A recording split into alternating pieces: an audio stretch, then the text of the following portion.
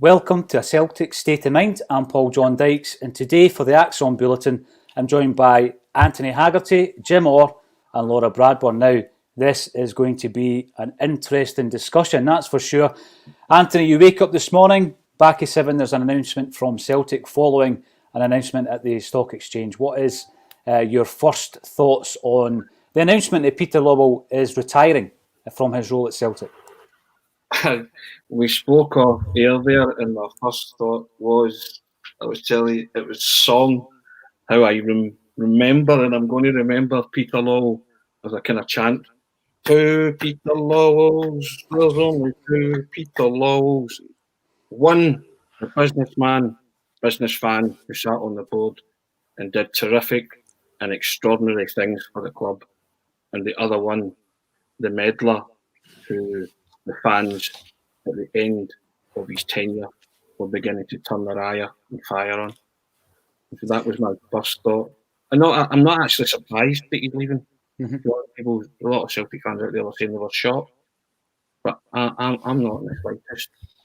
But the first Peter Lawwell, you have to take your hat off and doff your cap. He drove this club to become a hugely successful commercial enterprise. They did have an unprecedented period of domestic success, and he won 29 trophies, as he likes to tell you, that through that tenure. 13 league titles, 4 trebles, and the last 16 in Europe 3 times. With sound financial footing, they were posting their best results year on year under his tenure. And he played a pivotal role in the appointment of Brendan Rodgers, and the one thing that he did do was he oversaw this whole transfer dealings with Celtic players, where clubs from Europe or down south couldn't come and raid your club and commit heist and extra grand larceny. He got market value for a lot of players playing in the Scottish League, and that's in some of the deals he managed to pull off there. Houdini would have been proud of, just a magician, So Wanyama, Key, Foster, Van Dijk, Dembele, Kieran Tierney, and latterly Frimpong. So those are the things that I applaud the first Peter Lawwell for, and he deserves every kind of praise that's coming to him. The second one, I can't, because he foisted projects, not tried and tested players, on a succession of Celtic managers. He scuppered deals, important deals. I go back to Stephen Fletcher, John McGinn, Castagna, at various crucial times with the club and the managers, which could have led to winning league titles. And they were important players that Celtic needed to sign, and he wouldn't release the money. He played Russian roulette with the Champions League every time Celtic went into it. And their actual success rate in qualifying for the group stages is no great.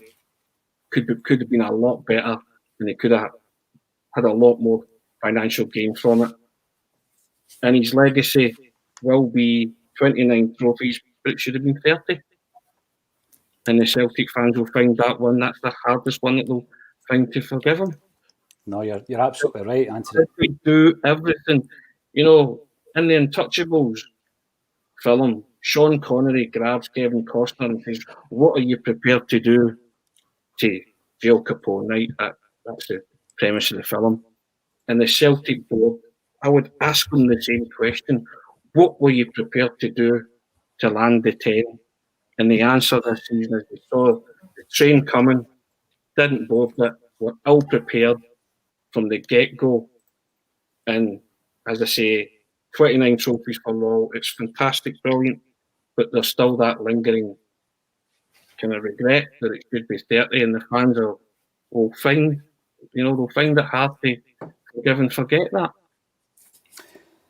Jim, I was talking to you before you came on air there, because obviously you were greatly involved in the Save Our Celts movement, which, it was a street movement. It was very, it was monumental in terms of the fanzines and Celts for Change that came later.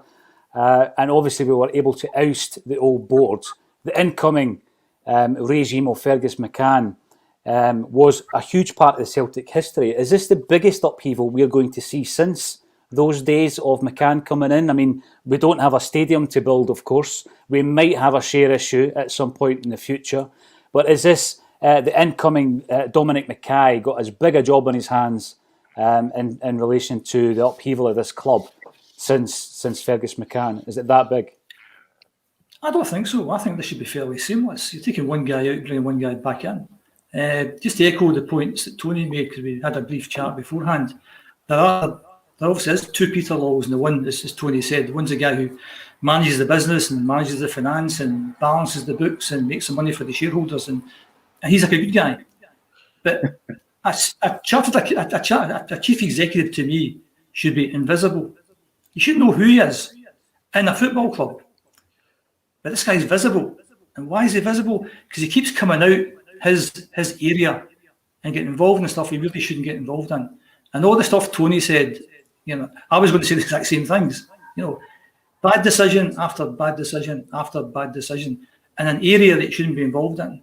Now, if this new guy comes in and he does the same thing, then it won't get any better. So we have to draw some thick lines around what the new guy is going to get involved in. Stick to the finances, stick to the business. Don't come out that thick square line. And I can understand some of the bad decisions that's been made in the past. And I can forgive some of the bad decisions that have been made in the past. But the legacy for me and the legacy for this board is the fact that they did absolutely nothing about over 10 years of cheating. Did absolutely nothing at all. And one of the things that I dislike is this, a club like no other. I hate that phrase. It's like, we are the people for the good guys. It's triumphalist. Don't like it at all. But one of the things that you can say in terms of a club like no other, I can't imagine any other club in world football being systematically cheated for 10 years and doing absolutely nothing about it. It's back of the bus behaviour for me. And that's the legacy. And what annoys me, if you get back, you always go back further than I'm going to get back. But if we get back to those years, the early 2000s, and I'm a season ticket holder, I think you as well, Paul, possibly you and Laura and Tony as well. I mean, over at least 10 years, I'm buying a season ticket, maybe £400 a time. $4,000 I'm paid in to a league that's rigged. 50,000 other people like me paying £4,000. What's that? £200 million into a rigged game. And the audacity they have, they put statements out talking about values. We're going to uphold the values of the club. To me, that's the legacy. They've done nothing about it. And if Peter Law wants to have a decent legacy, then he should do something with that before he goes. Because that's the main thing for me. I could understand making bad decisions or making good decisions that turn out bad. I totally understand that. But the bit I understand is sitting there and doing absolutely nothing. And I blame Peter Law, I blame the board, because they've let everyone down. Rant over. But the question was, do I think it's going to be as big as an upheaval?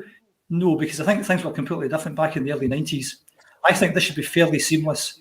From what I've seen of the guy, he seems an okay guy. I think us as fans, we always think that we can comment on new players and new managers because we think we know a lot about stuff like that. In terms of appointing a chief executive, I think we'll leave that to the guys on the board to make the right decision. As long as he ticks the boxes for me, then hey-ho and on we go. He looks like he's doing quite a similar job to what he'll be doing just now. He's a kind of local guy as well. It kind of seems to me if you were comparing him to picking a new manager, it seems like kind of Stevie Clark for me. He's a kind of local guy.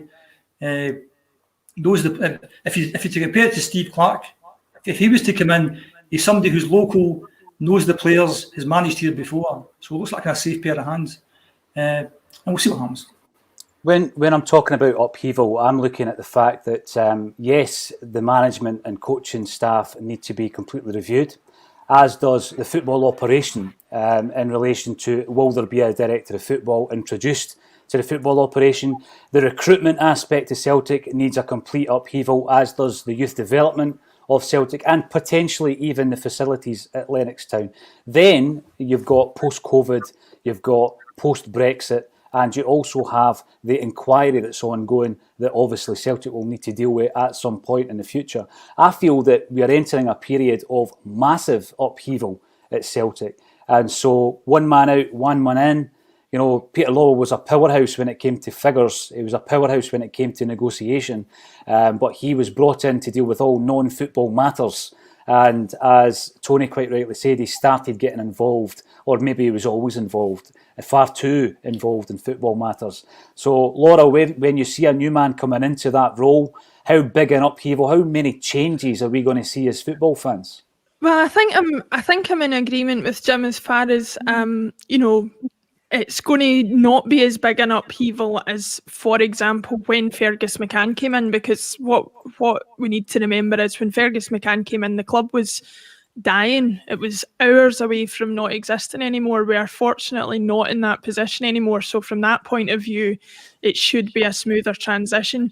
It's going to be a bigger transition than when it went from Fergus McCann to Peter Lawwell, obviously because Fergus McCann's tenure at the club was not anywhere near as long. There are going to be people watching this, people contributing to the pod over the week, people who have followed Celtic for a number of years who will not remember a time before Peter Lawwell. So from that point of view, it is in itself, a massive change. I would probably say that I don't share a lot of Jim's views on him. I think he has mismanaged the club a lot in recent years. It's a bit like Game of Thrones to me. The past 10 years, the first 5 years of it was amazing. We peaked with Peter Lawwell, and now this season he's just been flying around on a big dragon, setting fire to everything. But on the whole, I'm glad the change is coming.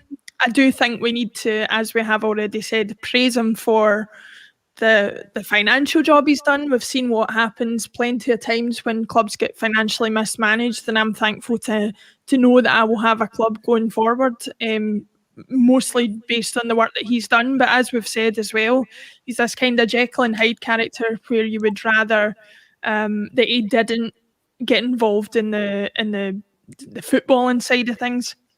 What I would like to see in terms of, you asked about whether there will be a big upheaval, I would like that to be the major change. I would like the Dominic Mackay coming in to focus on what he is good at: communications, financial management, commercial growth, all that kind of stuff, which unfortunately is a part of the modern game. But if he does that part of his job well, there's no need for him to get involved in the footballing side, and that's all that we ask from somebody in his position.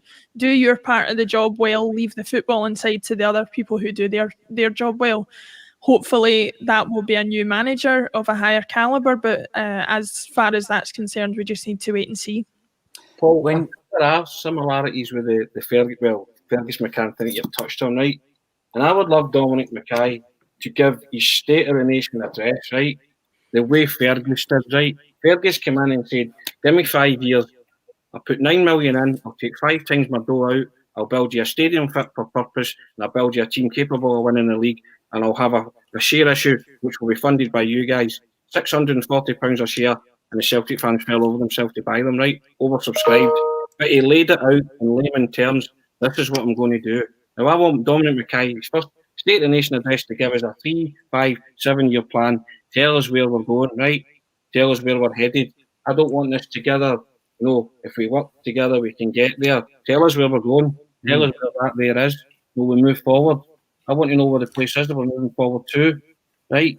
So if he comes in and does that, and then secondly, as Laura said, do what you're good at. You're coming from a commercial and a marketing background. Do not get involved in the football side of the operation. Leave that to the manager, who you're now going to be responsible for choosing. They have areas and fields of expertise for a reason, so let the manager do the football side of things, because you will get success if you leave the manager to do the football side of the operation, as we've spoken about before. That's and Rodgers. That's the key to any good team, is the well-defined roles and the communication between. Exactly, right. Don't meddle in the football side of it. Right, it's also. Go on, Jim. So I said last week, I said the thing that I would like to know is what's the vision for the club. Yeah, it was interesting. The quote I seen this morning from Dominic Mackay was he was very impressed by the vision.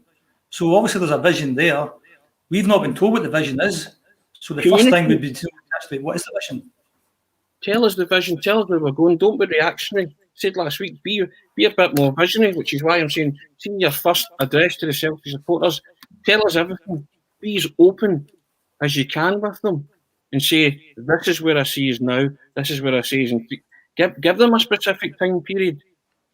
Celtic supporters can accept periods of failure, but as long as they're trying and they're going about it in the right direction, and you know what they're trying to achieve, that's fine. You can't win them all. And as you say, Jim, that club like the other, I would add the dash ambition to that, because at the moment in time, there seems to be no ambition. You know, they were happy to dominate domestically, but in Europe there seemed to be no ambition. And the one word that annoyed me when Frimpong left the club, he talked about ambition. See, if you're not ambitious as Celtic Football Club, you want to chuck it.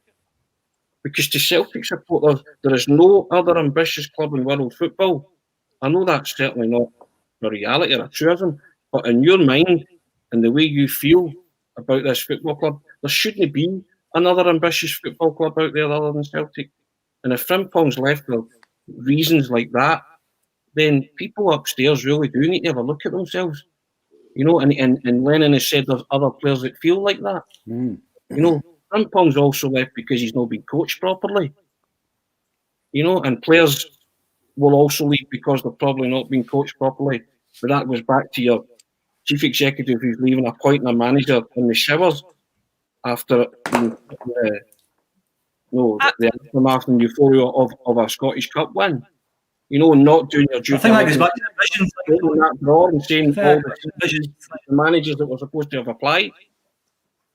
Sorry, Jill, go on there. I think that goes back to the vision thing, Tony. Yeah. In terms of expectations, you have to manage the fans' expectations. Because we don't know what the vision is, then maybe our expectations are too high. And we've had a chat about that before, Paul, but your expectations may be different from mine. So if you actually know what the expectations of the club is, then you can then manage the fans' expectations. You won't always achieve what you're setting out to do, but at least if you've got a vision there and the expectations there, then we all understand it. What I said last week, one of the many conversations we said that if I was in charge of Celtic, I wouldn't spend more than £5 million on one player. Because if I did that, there's something wrong with the youth system and the scouting system. So you get the scouting system right, you get the youth system right, you don't have to spend silly money. But I don't know how the scouting system works. I don't know how the youth system works. I don't know. And it'd be good to know a wee bit more about it. Don't have to tell us everything, but it'd be good to know about how they go about things. Because that's the future of the club.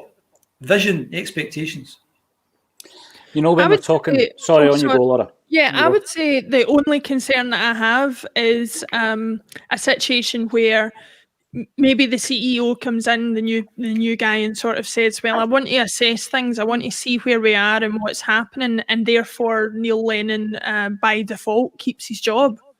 We're all talking about there needing to be changes on the football side, and I think that is a major issue. I'm just concerned that there's going to be a situation where he decides to assess things rather than take action, unless this has all been going on in the background, which it must have been, and he's identified a person to come in and do the job that he wants done. That is what I hope's happened. I would hope there's a manager lined up as well, because what I don't want to happen is for Neil Lennon to remain in charge because of a default situation where he just wants to come in and bed in, because it's just going to leave us stagnant for months, maybe even a couple of years to come. Now, on the podcast a couple of weeks ago, Lawrence actually pointed out that next season we might still have Neil Lennon in charge. And he planted that seed in my mind, and it's kind of burrowed a hole in my mind, to be fair. But yesterday when I was talking to JP, I was talking all around the fact that there would be, I'm almost resigned to the fact there'll be no change in management between now and the end of the season. Because I think what Peter Lawwell does well, and it's obviously at the top of the show, Tony gave him credit for this, is he ensures the financial stability of the club. So the way that I was looking at this yesterday is that Peter Lawwell is making sure that Celtic get through this first and foremost in as strong a position as they can. And he's not looking in terms of trophies, he's looking in terms of the balance sheet. So when we come through COVID, when things get back to closer to normal than than they have been. Celtic will be here, we will survive. There won't be a massive hole in terms of finance that will exist in other teams. Now, I think that's his priority, and because of that, we're not going to go through this process of removing Neil Lennon and his staff from their positions and then bringing in someone else and potentially paying compo for that. So I actually have now resigned myself to the fact, particularly after today's news, that there's going to be no changes other than the big change that was announced between now and the end of the season in terms of the football side of the club.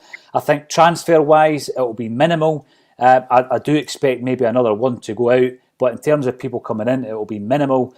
Now, Jim, I'm going to come back to a point you made because I don't want to skirt over it. We were talking about some of the things that Peter Lawwell didn't do as well, because we have a tendency when someone goes to eulogise about their successes, 9 in a row, quadruple treble, and we've taken all that on board.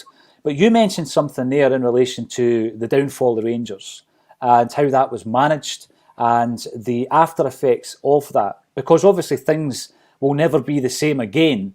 Now, what I would ask you, Jim, and again, obviously, what another subject that might come into this is the failure to deal with Resolution 12/11, which seems to have been buried, kicked so far down the road and completely buried. What do you think Peter Lawwell should have done? I think it was quite straightforward. I mean, 3 or 4 years ago, there was the White trial where all this stuff came out in the court of law, where the chairman of the club concerned admitted in open court under oath that they didn't submit the documentation to the SFA because they knew if they submitted that documentation, they'd be in trouble. They admitted to not paying tax because they knew if they did that, they would be in trouble. And the SFA have got rules and regulations that if you don't do these things and you play any of these players, it's a 3-0 defeat. That's the rules. That's the rules. And what we're not asking for is any favours, and this is not a rant, we're not asking for any favours, just apply the rules. Just apply the rules. And it's not just us that were involved in this rigged game. Every other club was involved in that. And if you take somebody like the 2008 Cup final, Queen of the South. Queen of the South get to their first ever Cup final. Dumfries is emptied. They're all going to the Cup final at Hampden. And by the way, the Cup final was delayed for 2 weeks to let Rangers catch up with their fixtures, partly due to the fact they'd cancelled a couple of games beforehand for no reason. So they play this Cup final at Hampden and they lose 3-2, the biggest day in Queen of the South football history. And they lose 3-2, and every single one of those Rangers players was registered. So they were cheated at the Scottish Cup. Now, you wouldn't expect Queen of the South to challenge the SFA because they're a wee Diddy club, to call them that. We could have challenged them. We're a big club, but we're a big Diddy club because we didn't challenge them. Why didn't we challenge them? I have no idea. And no one's explained as to why we didn't challenge them. Because there's all these trophies and all these cups, they really should be ours. Because they say cheats never win, but cheats actually did win. And all this stuff is out in the court. It's well known. So why didn't we challenge it? Because there was something going around on Twitter last week or so where it showed what's happened in the last 20 years. And in those last 20 years, there was 15 wee circles with Celtic on them and 5 wee circles with Rangers on them. 2003, 5, 9, 10, 11. And it's been proved that we're cheating. And what I would have done if it was Peter Law, because Peter Law is meant to be quite well in with the guys in UEFA, why hasn't he dropped him a line, simple line to say, here's a transcript from a court case, they cheated, here's the SFA rules, against the rules, therefore, I can't imagine in any other country in the world that you wouldn't then take those trophies away from the team that's cheated and give them to the team who are second or runners-up. Why wouldn't you do that? The Peter Law's not done that, or Dermot Desmond's not done that, and they've not explained to the Celtic fans why they haven't done that. So, 3 words, shame on you. Shame on you for not actually doing anything about that. That's my rant over. No. But the thing I would say about that is, though, that cheaters definitely don't prosper. I mean, they ended up dying, for want of a better word, in 2012. You know, it did come back to bite them eventually, regardless of anybody's inaction.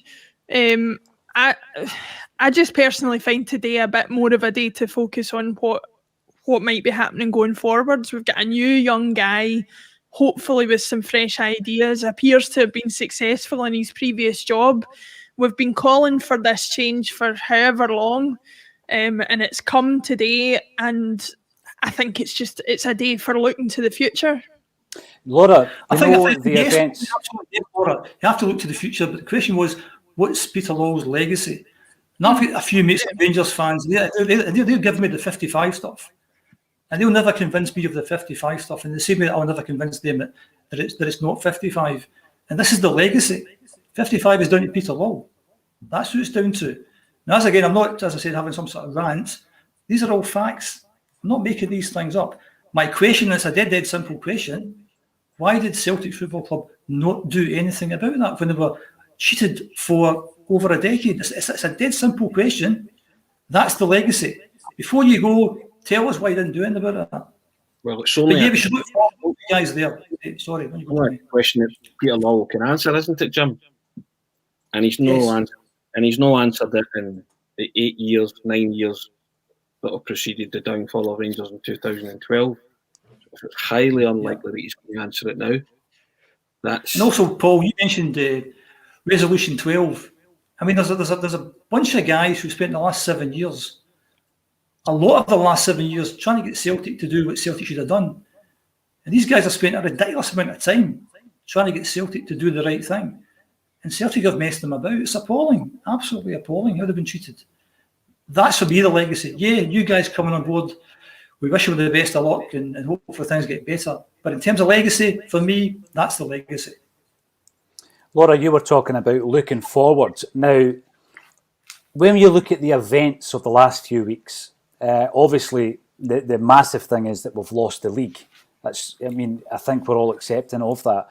But the flip side of that is off the field issues, the Dubai debacle, and everything that happened after that, the criticism that followed the apology from Peter Lawwell, the outburst by Neil Lennon, the disconnect between the supporters and the club. Do you think that sped up this announcement? I don't think it sped up the decision, but the actual announcement itself.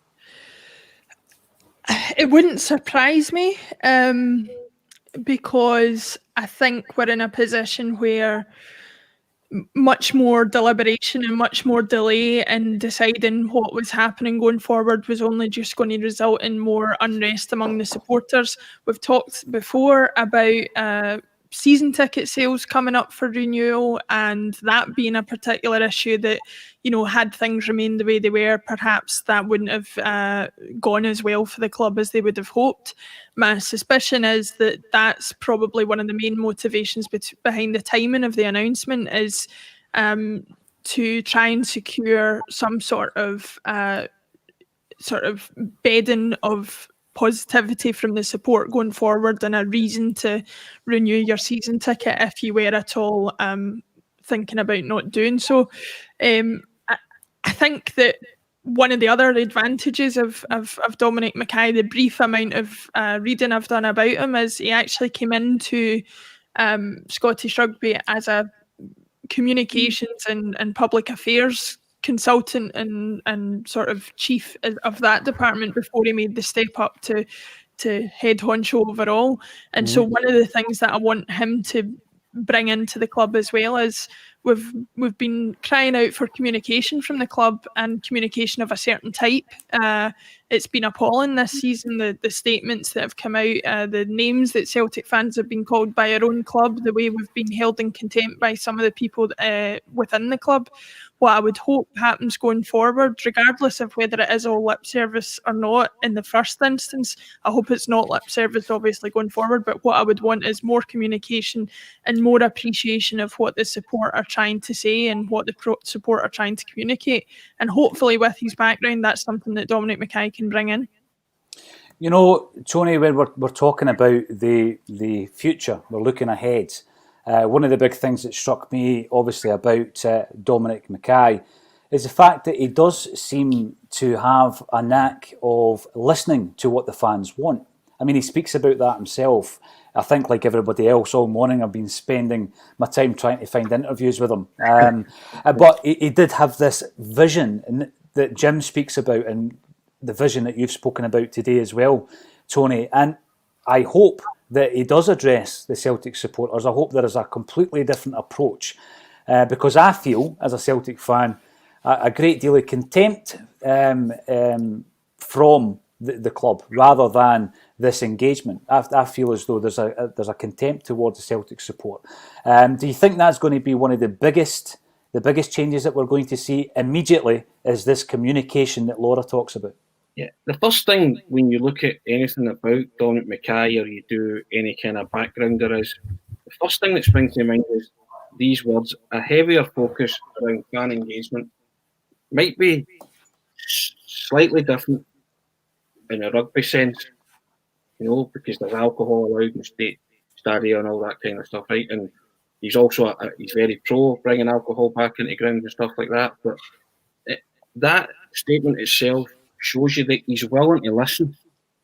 And if he's willing to listen, and he is purportedly a Celtic supporter, so he is now a kind of fan representative on the board. And if he spent all his life listening to fans of another sport, then it's a transferable skill. All he's doing is going from rugby to the football pitch. And if he's willing to engage with supporters and listen, then surely he'll take on the views. And he's swapping a scarf for a club tie, but it doesn't make him any less of a fan. And again, we spoke about this last week, having someone who's willing to communicate and have their ear to the ground with what the fans are saying. And as Laura's pointed out as well there, and Jim too, the fans have a massive voice. And if one thing that could earn them real brownie point for the Celtic supporters is listening, coming out and saying, what would you like to happen? This is my vision, and this is where I see where we're going, and I see what's going to happen in the future. But what would you like to see happen? And see if he just listens and engages, then that's a start. The other thing I was going to say as well was I watched an interview that was circulating about his recapping on what he'd done with the Scottish rugby game, and one of the things I was really encouraged to see was he introduced that kids getting in for £1 type of thing. And, I'm not saying that that's something that financially Celtic will be able to do. Rugby and football are two completely different sports, but it speaks to an appreciation of the values of Celtic Football Club that we have been told are presently on the board and presently with the people who are representing the club, despite them doing things this season and previously that completely fly in the face of that. So hopefully he can reintroduce an ethos and a kind of way of working that is more supportive and more indicative of the values that we all like to say that we have. He's very proactive in various things. I mean, he was the guy that brought the Pro 14 final to Celtic Park, right? Brought more revenue into the club, right? He was the guy that facilitated Celtic's move to Murrayfield when the Parkhead was being used for the Commonwealth Games. He brought the Liverpool-Napoli game to Murrayfield. So he clearly does show that he can listen and communicate, and he's got some real transferable skills there, as I've said. And that's quite an impressive track record for someone who is not totally involved in football. But he's obviously been able to see the crossover, and he's worked with football people and Celtic. And if Celtic's his club of choice, then great. And if he is such a Celtic supporter, go and prove it. Show us your ambition. Go on, Jim. It's obviously a very similar job that he's coming to, so he should be able to hit the ground running with this stuff. Yeah, and potentially overcomplicate things or overcomplicate things that we as fans have mentioned half a dozen things the club should be doing. Simple things. You don't have to be a genius to come in and start doing these 5 or 6 simple things. And see if he listens, Jim, and he implements maybe 2 or 3 of them, then there's cause for optimism moving forward. Not implementing them all, but see if he just shows a willingness to engage. And as you say, you mentioned 6 which is dead simple. Dead simple thing to do. You open your ears. You don't treat your fans as like customers. You treat them as fans. You treat them as supporters, because you're a supporter on that board and being given the role that you're acting on behalf of the supporters. And if you're a supporter and it gets you the way it does you and I, then having this club guy in this position, this exalted position, it should really get in his bones, seep into his bones, and he should be like, he should be the happiest man in the world at this moment in time. He's just assumed the most important position apart from the managers and players at Celtic Football Club. Absolutely. Now, one of the big things that I've already mentioned is that we need an entire overhaul of the recruitment policy and strategy at Celtic Football Club. Now, part of that is that someone in the position of the incoming Dominic Mackay shouldn't have the same involvement in these deals as the outgoing Peter Lawwell. Now, Jim, you've already spoken about the legacy or the blots in the notebook of Peter Lawwell. I think another big one on the football side of things has been this issue around recruitment. I mean, he's been a pseudo director of football himself. Do you think Celtic will need to employ a director of football and restructure the whole football department, Jim, for us to develop and for us to move on? Well, I think the thing is, being just fans, we're just trying to guess what's going on just now. So do we actually know what the contents of this review actually cover? Are we going to be told what that's about? Because the appointment of Dominic Mackay is a kind of business decision. It's not really a football decision. And what I said last week, if you're going to go after any good chief executive, he'll be in work just now, and that will take you 6 months before you get the guy. So are we really saying nothing's going to happen for 6 months? Or as Laura said, there's things going on in the background just now.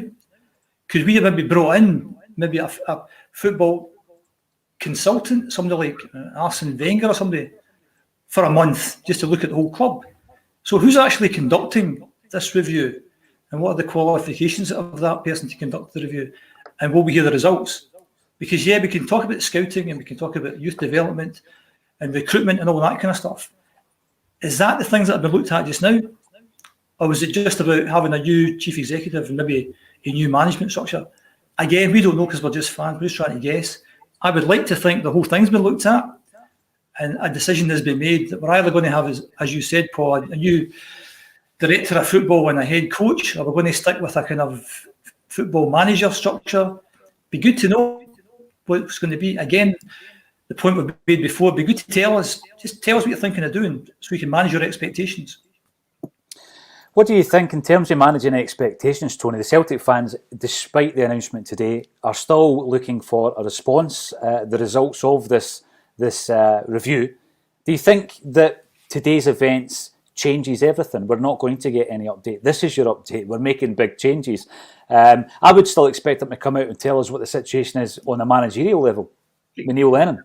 The final insult would be not to give you a response to the review or an answer to the review. That'll be the final insult on a season which has been catastrophic, disastrous. Mm-hmm. You know, the fans are entitled to see the results of that review. They really are, because as I said last week, they never took a refund. They shelled out their door. There's people, when I said, that might not have a job at the end of all this pandemic. You know, so I think they're entitled to some sort of answer as to what the results of this review. They have to publish them or communicate some kind of answer. And as for the manager, the four of us here know that his time's up. His time is up. Results get you the sack. Right? And the results this season haven't been good enough. And I'm like Laura, I'd like to think that this is the first brick in the new kind of building blocks, that they have been scouting a manager in the background. It would be churlish to think, it would be stupid to think that they weren't doing that. But again, it's Celtic. Nothing surprises you with Celtic. They just don't do things the way a big club should. As I said last week, they are masquerading as a big club at this moment in time. But hopefully this is the first step to them addressing some real issues and problems that they have in the club. And as you say, the first step on the rebuild. But how could they not be looking at a new manager at this moment in time? The manager who 2 days ago said the players want to leave the club. Yeah. This is a Celtic manager. Mm-hmm. Selling one of your up-and-coming talents for a lot of money, who's told you he's went to a more ambitious club than Celtic, but he's left because he's not been coached. He's actually regressed. Can you imagine Frimpong under Brendan Rodgers? They'd have sold him for 25 million quid. Like, something has gone wrong at all levels here. The board, managerially, and with the playing staff. So you start with the first building brick, you get in a new CEO, fine. And as Laura says, as long as that's followed by some manager of repute, and if Dominic Mackay's worth his salt, then you might think it's worth investing a lot of money in a manager of repute. Laura, our hopes.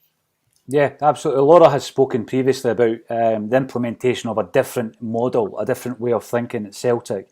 I've had a think about it, Laura. What do you think would be the time, or does it go back to what Tony says about tell us your vision?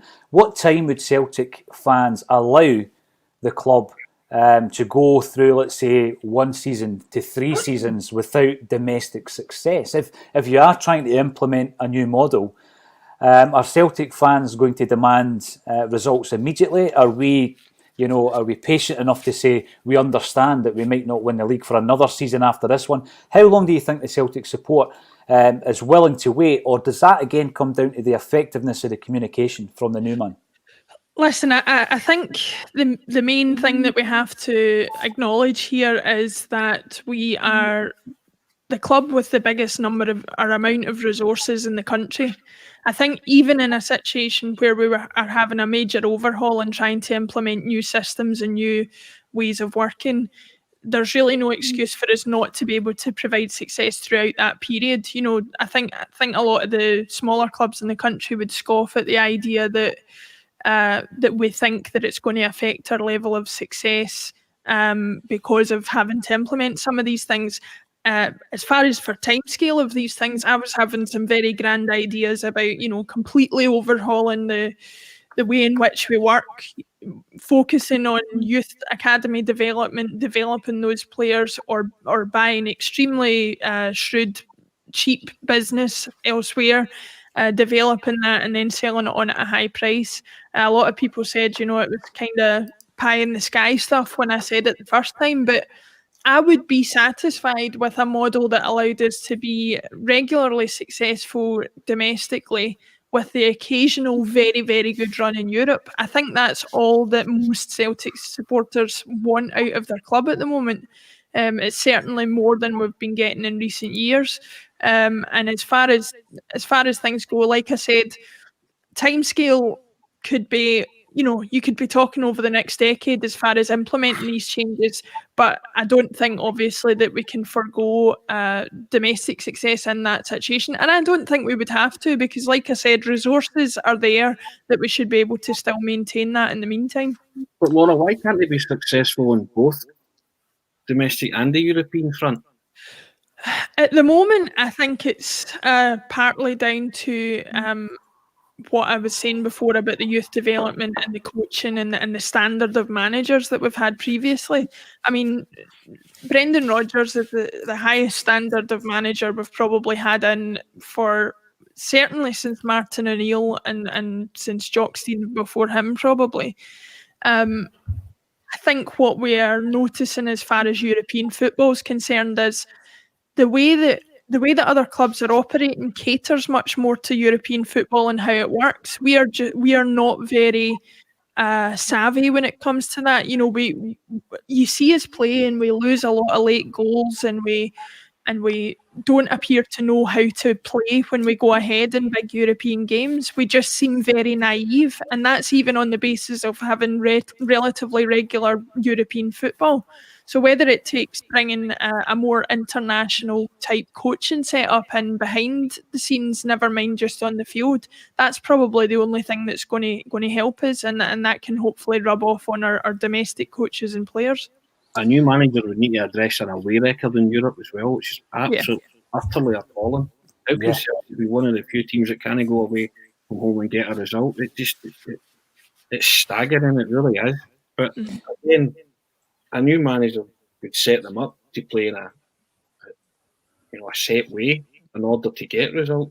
So I agree with what you're saying, Laura. The other thing that somebody raised the other day was like when Okoflex and some of the other players were coming into the first team, they didn't know how to play the system because it wasn't the same system they were playing in the youth teams. If you look at a Barcelona or an Ajax or one of the big teams, Bayern Munich, they teach the same systems, the same ways of playing from the under nines right the way up, so that if there's a one-off chance that a 17, 18-year-old has to come into the first team, they know what their role is, they know what they're doing, and they're probably doing it with better players, so they should fit in even easier. That's called vision. Yeah. That's called vision. That's getting everything right. That's about getting the youth development right. It's putting the right players in to deal with youth development. Now, the people we have at the moment are ex-players. Is that the best to look after the youth? I don't know if it is. We must look at other clubs in Europe. Clubs that have done this before. Get their guys in. But Jim, we seem to just... Sorry, if you, Laura, and I are pointing that out, why has no one at the club seen that? Why is, and then we're seen as troublemakers? We don't understand how a football club works. Well, actually, we kind of do, because we're offering solutions. We're not just throwing problems out there. You know exactly. what I mean? I think most things are quite simple. I think you don't want to overcomplicate things. So we need a youth system. Who's actually got a good youth system? If it's Ajax or whoever it is, go and get a couple of youth coaches from there, bring them over, implement their practices. Who's got a good scouting system? Get their guys in, do some scouting. Who's a good manager? Get him in. Just do the simple things. Yeah, but I mean, if you're doing your homework, you would go to Ajax and look at it all from the top to bottom. You would go to Germany, which is the Bundesliga is the fastest rising league in Europe. Go and see what they did. You know, after they get hammered in one of the World Cups, and they say to themselves, right, this stops. We restructure our whole football from grassroots up. I mean, surely somebody else should appoint somebody to say, I'm going to Ajax, I'm going a year, I'm taking a year sabbatical, and I'm going on a mission to look at all these clubs, look at their youth systems, as Laura says, and look at their coaches, learn, absorb, get a sponge, just take everything down and come back and see, right, this is what Ajax do, this is what they do in the Bundesliga, this is what they do in La Liga, this is what they do in the French league, right? Now we know Also, Tony, what I said earlier is, I think people like Ralph Rangnick has been mentioned in the past, and if you could get him, that'd be fantastic. But why not bring him in for a month and get him to review the whole club, top to bottom, pay him 50 grand, 100 grand, review the whole thing, because he's obviously a guy who knows what he's doing. Go and ask his opinion, but also you should be going to him and ask, not only ask him if he wants a job, but go and say to him, look, Ralph, what would you recommend? You know, as you say, and you should pay him that consultancy fee, because he turned that club around, you know what I mean? So he's had a phenomenal success, and he's currently out of job. And as I said last week, playing in front of 60,000, or managing a club with 60,000 followers, is a bit of a powerful drug. Celtic is a manager's and a player's club. Now, you can't persuade Ralph Rangnick to do it, but, you know, give him the hard sell. You have to approach a guy like that. If he's currently out of work, approach Eddie Howe because he's currently out of work, approach Rafa. And people think that these are pie in this. Why should they be pie in this guy? Go and ask them the question. Let them give you an answer and say, you know what, it's not for me. Fine, you can accept that. Of course, my kind of main point was, even if you brought the guy in for a month, just to review everything that's happening, do a report on the whole club, top to bottom, youth development, recruitment, management structure, the whole thing. Pay him 100 grand for a month just to review the whole thing, and then implement them. You would find it hard to part with them after a month, though. That's the thing, because they would come out with something. That might be the wee hook. Might be the wee hook. You know, I'm going to bring this up, Tony. I've got to bring this up from Joe Porter. Lawwell will end up in next year's Dancing on Ice. There's probably more chance of that, Joe, than him ending up on ACSOM's bulletin, even though we have approached them. But thanks for bringing a wee bit of humour to the discussion. Now, when I looked, I brought up a comment earlier on talking about him being a Celtic man, and there is one thing that I need to point this out.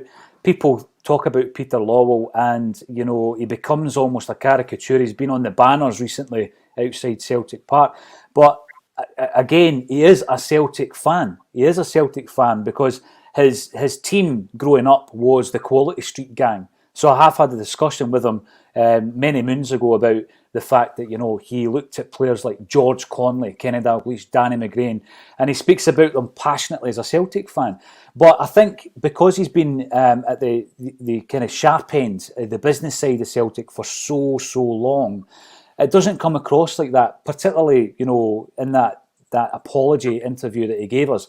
It just seems almost detached from Celtic supporters. But I think that can happen if you're so involved in an organisation, and you're, you know, the criteria that you're trying to tick day in, day out isn't just, you know, making sure that there's a team on the park that's going to win all and sundry. It's everything else that goes with that. So he is definitely a Celtic supporter, and I'm pretty sure he will be when he leaves the club as well. Is it important, do you think, Tony, that at that level that you need a Celtic fan in place, or is it just a desirable? Because obviously we've heard that Dominic Mackay, Celtic season ticket holder. Do you have to have a Celtic state of mind? I think it's a desirable. It's not important. It's the only important credentials to be a CEO, or can you do the job properly? You know, and the last CEO was a Celtic supporter, you just said there, and seemingly has Celtic in his soul, for which we get chided by Ian Banky in the statement today, because I had a pop at Peter Lawwell last week saying he didn't have it in his heart and soul. He wasn't a Celtic man, he was a businessman. So I think that was a wee bad with this podcast, which is good. Shows he listens and he's aware of it. But no, I don't think it's not a prerequisite. It just helps. But Dominic Mackay will help himself by just not getting involved in the football business and just doing what he's brought to the club to do. Deal with the commercial side, the marketing side, the financial side. And that's the one thing Dominic Mackay can learn from Peter Lawwell. Just take a step back. And as Jim said right at the top of the programme, be silent. Give your State of the Nations addresses when you have to. Speak when you have to. Listen, absorb. You don't need to be you can be a faceless name. You know, being the CEO of Celtic. Because you don't have to get involved in a lot. You're involved in the day-to-day running of the club, but that's your area of expertise. That's why you've been employed in that job. Peter Lawwell became more than a faceless name because he was getting involved in football matters. With Jim said, he was coming out with there's no doubt that Peter Lawwell's a big Celtic fan. But when he gets the job that he gets, then his loyalty is to that club, not the team at that point. He has to take a tough decision. And I think it's a hard. But he's certainly a Celtic fan. Yeah. But I think I was making the point that last week that it didn't hurt him the way it hurt Celtic fans watching 10 in a row just disintegrate.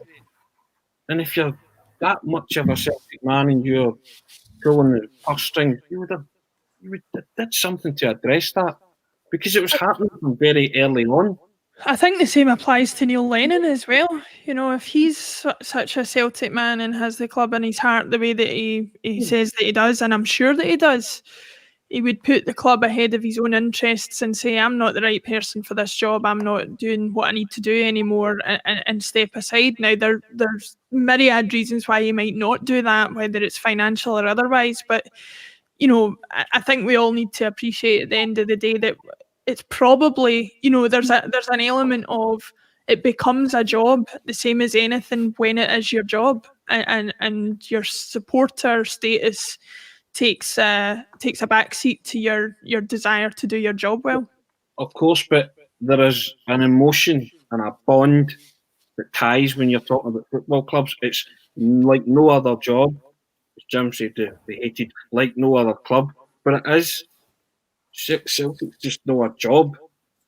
It's a feeling. It is heart and soul. It's heart, soul, mind. It's the very mention of the word. Your life's intrinsically linked with the football club. The minute you become a supporter or an employee or whatever, but it's still something that grips you like nothing else on earth, or it should. I think the big mistake Peter Lawwell made was hitching himself to the Lenny bus back in November there. Because if I was Peter Lawwell, you could have said, we appointed Neil Lennon, he delivered on his objectives, won the League Cup, was through to the Scottish Cup semi-final, did well in the Europa League. We gave him a lot of money at the start of the season. It was down to him. And if Peter Lawwell had pulled the trigger sooner on Neil Lennon, I think he'd still be there. But Jim, you and I, Paul, John, Laura can see that the trigger should have been pulled on Lennon a long time ago. After Ferencvaros, we were talking about that, and possibly before.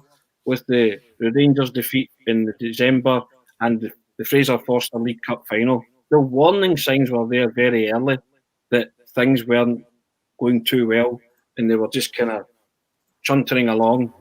And then came Ferencváros, then came Aberdeen, and then came the Rangers defeat without a shot on target, which to me is just completely unacceptable for a Celtic team to play a Rangers game and not have a shot on target. And ironically, That's Rangers not have a shot on target at Ibrox. That's what I'm saying. If you go back to October, November, if he'd have pulled the trigger then, I think Peter Law would have been able to say that I took the action. Yeah. And therefore, I'm okay. But my thing is, why can they not see what we're seeing? And we're not privy to, everything that's going on in the club. But we're watching on as a supporter. I think Neil Lennon convinced Peter Law that he would end up winning the league and doing the 10. And Peter Law hitched himself to the Lenny bus, and that was a big mistake from Peter Law's point of view. And if he pulled the trigger there, I think he'd still be there, as I said. And I get what Laura's saying there. That was an instance of Peter Lawwell being completely and utterly detached in terms of doing a job and not being a supporter. Mm-hmm. You see, if you were being a supporter in your job, you would have saw that early on. And this calamitous season could have been avoided, or it could have been addressed, and it could have been a lot closer. And just even the spectre of a challenge, I think, would have been enough to not frighten Rangers per se, but they may have dropped more points than they have. Yeah, exactly. Now, as we've been speaking on the bulletin, there has been a press conference. I don't know if it's still ongoing. Neil Lennon has been spoken to by the press, so it'll be interesting to see what his reaction is. We're obviously not in that press conference, but we'll keep you posted on whether or not we ever are invited in. But, we're already getting, Roy Keane now 2-1 to be the next manager, thanks to that, Mark. And again, that is going back to this connection with the club, because for me, Roy Keane should be nowhere near the manager's job at Celtic Park. And the fact that his odds are so short astonishes me. And actually frightens me a wee bit, because I don't want to see someone who is put in charge of the football club because of a connection to the club. I want to see the best possible manager that we can attract to Celtic Football Club. Not someone because they have a connection either to Dermot Desmond or Celtic Football Club. Roy Keane is Celtic manager based on what? What's he done in management that would give him the job? The next appointment of a Celtic manager will show us exactly what the ambition is going forward. I hope, Tony, that they do spell out the vision. I think that's what it is. We keep having to guess what's happening next. So many of the comments are coming through in relation to, right, Lennon out next. I don't think it's going to happen now. I think that the club is just going to ride this out to the pre-season now. We're going to be doing that with Neil Lennon in charge. We're going to be served up the types of games that we got the other night that Laura and I covered against Hamilton, which wasn't a great spectacle for Celtic Football Club. And we're just going to have to suck that up to the end of the season. But come out and tell us that. Communicate to us. Paul, I would gladly put up with Neil Lennon to the end of the season as long as they were doing their due diligence on a new manager, myself and Laura have already spoken about, and then say at the end of the season, Neil, thank you for everything. It's time to go. And that new manager has been, as Jim's saying, maybe been approached and doing his own recce and everything that's going on. But at least someone coming in that they have approached, and someone that comes in and says, well, actually, I was approached about this back in January. I've been working behind the scenes. I know everything about the club. Right? Because see, if they do leave it to June and then they bring somebody in, then it's the same cycle. You're getting into the Champions League qualifiers unprepared, probably get popped out by some no mark, and ad nauseam repeat. We want somebody to come in that's going to make a difference. You say, and if the CEO can tell us that, Dominic Mackay, then all the better. But limping on with Neil Lennon and doing nothing about it, it wouldn't surprise you, because it's what they did all season. They've just limped on in the hope that things get better.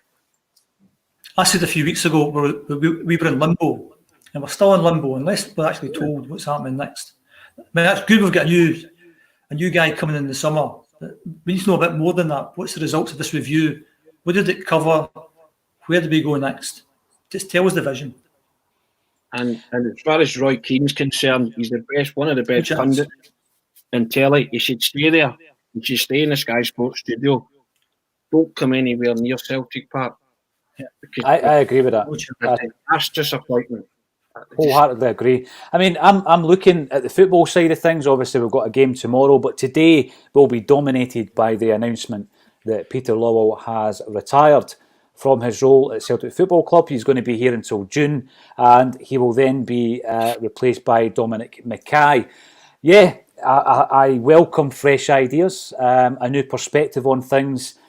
For me, it doesn't matter that he's not coming from a football background, because a lot of this corporate stuff that he will be dealing with is business, and hopefully he can stick to the business side of it. People have differing views on how to remember Peter Lawwell. I think we've given him enough credit today at the start of the show, and we've also looked at some of the negatives during his tenure at Celtic Football Club. It's always a pleasure to hear everybody's views, so thanks for getting involved on Twitter, Facebook and on YouTube. But thank you to Laura Bradburn, Jim Orr and Anthony Haggerty for joining me once again on A Celtic State of Mind.